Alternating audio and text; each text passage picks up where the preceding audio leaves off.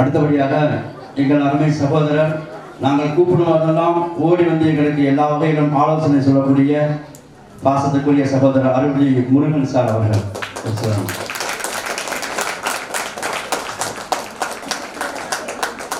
அனைவருக்கும் வாழ்த்துக்கள். எல்லாம் நல்லா இருக்கீங்களா பாப்பா?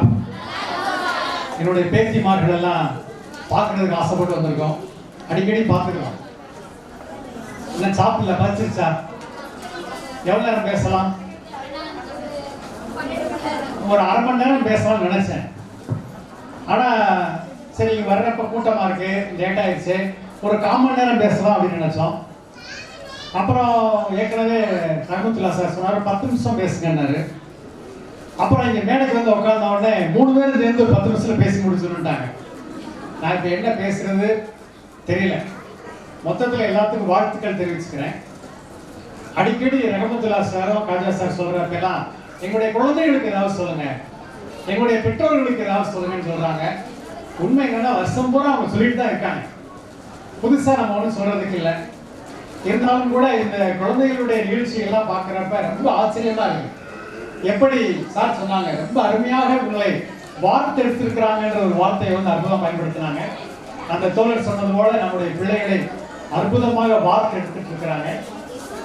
அவங்களுக்கு முதல்ல என்னுடைய வாழ்த்துக்கள். பெற்றோர்கள் மாதம் மாதம் இங்கே கூட்டம் நடக்குது. கூட்டத்தில் வந்து சிறப்பாக கலந்துக்கிட்டு ஆலோசனை வழங்குறாங்க. அப்போ இந்த பெற்றோர்களுக்கும் குழந்தைகளுக்குமான ஒரு 2 விஷயம் மட்டும் சொல்லலாம் நினைக்கிறேன். ஒரு 1 மணி நேரத்தில் அப்படியே யாரும் அதிர்ச்சி ஆகலையா? அதிர்ச்சி ஆகல? சரி பரவாயில்ல. அப்போ ஒரே ஒரு விஷயம் மட்டும் சொல்லிக்கிறேன், டைம் குறைக்கணும்ல. ஒரு குழந்தை ஸ்கூல்ல போய் சேர்த்தாங்க.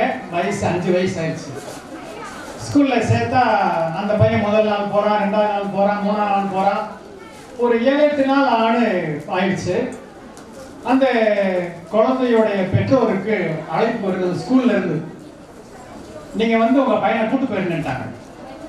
இந்த தாய் ரொம்ப பதறி அடிச்சு போய் போறாங்க. ஒரு லெட்டர் கொடுத்துட்டாங்க, உங்களுடைய பிள்ளைய கூட்டிட்டு போக லெட்டர் கொடுத்துட்டாங்க. லெட்டரை வாங்கிக்கிட்டு இந்த பையன் வந்து அவன் அம்மா கூட வர்றான். ஏம்மா என்னை ஸ்கூலுக்கு கூட்டல, வீட்டுக்கு கூப்பிட்டு வர்றேன் அப்படின்னு. இல்லப்பா, உனக்கு சொல்லி கொடுக்குற அளவுக்கு இந்த ஸ்கூல் தகுதி இல்லை, நான் உன்னை வந்து நான் நல்லா படிக்க வைக்கிறேன் வான்னு சொல்லிட்டு கூப்பிட்டு வந்துட்டாங்க. கூட்டு வந்து என்ன செய்யறாங்கன்னா, அந்த தாய் தினமும் அந்த பையனுக்கு எப்படி ஸ்கூல்ல சொல்லி தர்றாங்களோ அதே மாதிரியான கல்வியை அவங்க வீட்டில் வச்சு சொல்லி கொடுத்துட்டே இருக்கிறாங்க. சொல்லி கொடுத்து ஒரு மிகப்பெரிய விஞ்ஞானி ஆயிட்டாங்க. யாரு? மிகப்பெரிய யாரு? Very good.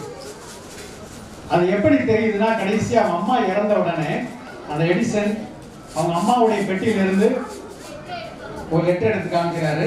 அந்த லெட்டர்ல என்ன இருக்கு? உன்னுடைய குழந்தை புத்தி சுவாதீனம் இல்லாதவன், படிப்பதற்கான தகுதி இல்லாதவன், அதனால உங்களுடைய பிள்ளை ஸ்கூல்ல இருந்து நீக்கிறோம்னு சொல்லியிருந்தாங்க.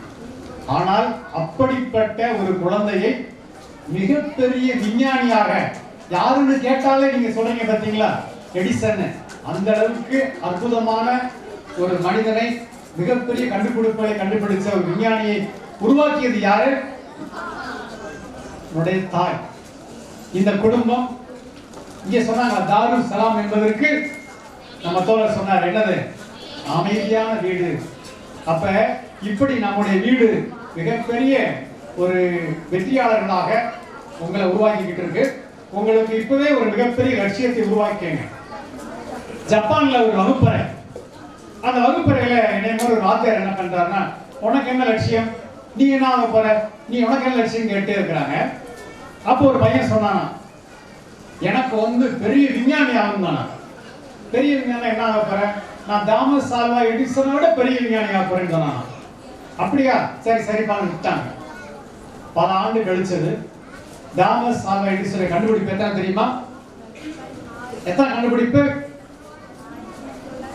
1093 எடிசனுடைய ஒட்டுமொத்த கண்டுபிடிப்பு. ஆனால் அந்த ஜப்பான் மாணவர் என்ன பண்ணிருக்கிறாரு? 2360 கண்டுபிடிப்பு.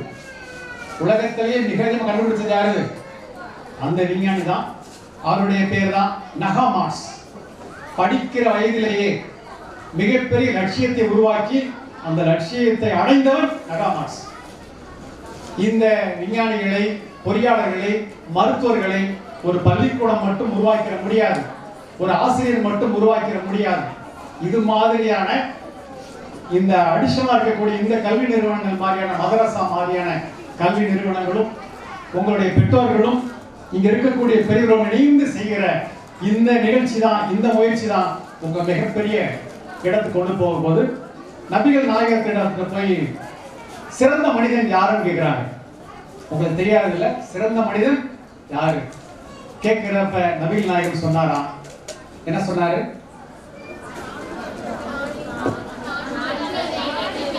அதிகமான ஆயுள் விதிக்கப்பட்டு நல்ல அறங்கள் செய்கிற மனிதனே யாரு சிறந்த மனிதன் அப்படின்னு சொன்னாரா? இந்த இடத்துல நல்ல அறங்கள் செய்து கொண்டிருக்கக்கூடிய இந்த மேடையில் இருக்கக்கூடிய தோழர்கள், இந்த நிகழ்ச்சியை மிகச் சிறப்பாக நடத்தி கொண்டிருக்கக்கூடிய இந்த தாருசலாம் ட்ரஸ்டை நடத்தி கொண்டிருக்கிற இந்த தோழர்கள் நல்ல அறங்களை செய்து கொண்டிருக்கிறார்கள். அவர்களுக்கு நீண்ட ஆயுளும் ஆரோக்கியம் கிடைக்கட்டும். இங்க பார்த்தேன், இங்க நான் படிக்கலாமான்னு தோணுது. இங்க கொடுக்குற பரிசுகள்லாம் பார்க்கிறப்ப உங்களுக்கு அவ்வளவு பெரிய அங்கீகாரம் கிடைச்சிருக்கு. பட்டமளிப்பு விழா பார்த்தேன், யூனிவர்சிட்டியில வந்து பல்கலைக்கழகத்துல அந்த பட்டமளிப்பு விழா நடக்கிற மாதிரி கோட்டோட வந்து வரிசை நின்று போட்டோ எடுத்துட்டு ரொம்ப அற்புதமான இருக்கு. இன்னைக்கு நான் கிளம்புறப்ப நீங்க கோயிலுக்கு வரலையா என்ன கேட்டாங்க எங்க வீட்டுல. அப்புறம் பக்கத்து வீட்டுல வண்டி எடுத்து கிளம்புறப்ப எந்த கோயிலுக்கு போறீங்க நீங்க அப்படின்னாங்க. ஆமா, கோயிலை விட புனிதமான ஒரு இடத்துக்கு போறேன்னு சொல்லிட்டு வந்தேன். கல்வி கற்றுக் கொடுக்கும் இடம் கோயிலை விட புனிதமான இடம். அப்படிப்பட்ட இந்த இடத்துக்கு வாய்ப்பு நண்பர்களுக்கு நன்றி கூறி விடுவீர்கள். நன்றி, வணக்கம். நன்றி சார். சார் அவர்களுக்கு ஆச்சார் அவர்கள் பொன்னாடை போட்டி கௌரவிப்பார்கள்.